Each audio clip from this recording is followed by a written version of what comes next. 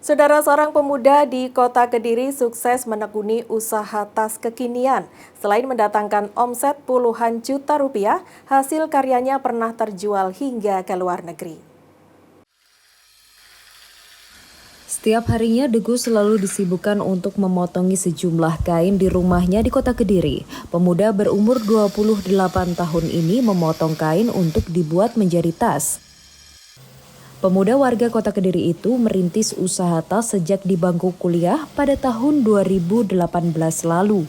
Awalnya Degus menjadi reseller tas yang dijual ke teman kuliahnya.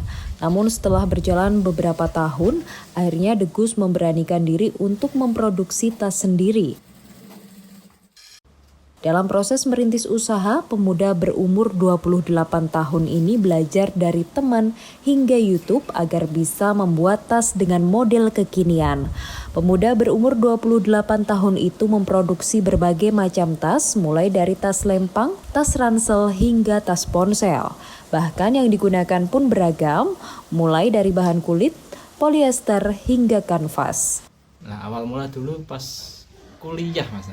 Jadi teman-teman kan banyak kegiatan kampus yang harus pakai tas. Ya akhirnya saya carikan vendor-vendor tas di Bandung sampai Covid. Nah, vendor-vendor itu tutup pas Covid. Akhirnya mau nggak mau permintaan tas makin banyak, vendor tas tutup. Nah, akhirnya belajar bikin produk sendiri. Mulai dari pouch dompet kecil yang buat kayak souvenir gitu, sampai selempang, sampai ransel juga bisa. Berkat kerja keras dan ketekunannya, kini hasil karyanya mampu terjual ke kota-kota besar di Indonesia hingga negara Malaysia.